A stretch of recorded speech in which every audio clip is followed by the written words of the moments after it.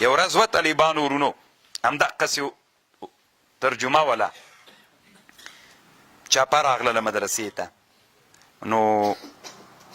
د طالبان ناست ول طالبان یو طالب یې له منځ نه جیک هېڅ مو هم تر وسه نه کېدلو سره او یو دنه پکې و داسې پر یک کې فکر کوم د وروزګان ولایت و ما ته ویلي وي دا اول وار ده چې دومره زړور ملا وینمه چې موږ سره دومره تیز غږیږي نو ما وی څومره چاپې چې وچولي داسې ملا مې نه ده لیدلی مې دا ملا نور ملایان نه فرق لري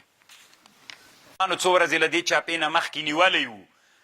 که نه نو هلته چې په ما باندې ریاست نوت کې 2 ورځې تېرې کړلې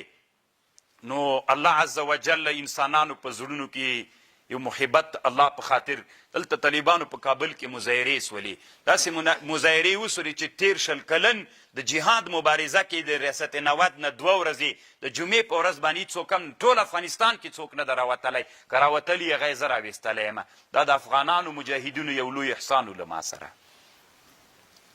یعنې چې ریاست نوت نه به دوی ویلې بڼکه به چې راوړله هغه په میاشتو نه سو وتلی زه الله د جمعې په ورځ باندې تېر نه راوویستلم او دا اول وارو کله چې زه ریاست کابل ته بیا راوړم هغه جنۍ چې راخوشي کولم تر ریاست کابله پورې دا په 13 کلن جهاد کې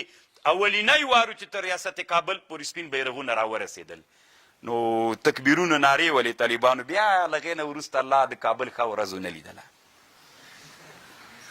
یعنې د کفر دپاره الله عز وجل بیا د اسلام شاعر کړل الله دې نه کوي طالبانو که مشرانو نه تزلزل حالت راغی ملت به بیا د دوی نه پوښتنه کوي موږ ته به اسلامي نظام ساتي په هره معنا چې وي موږ ته به اسلامي نظام ساتي دلته وینې توی سوي دي قربانۍ سوې ده ته مو چې مشر کړې ښه ځواني نه لرې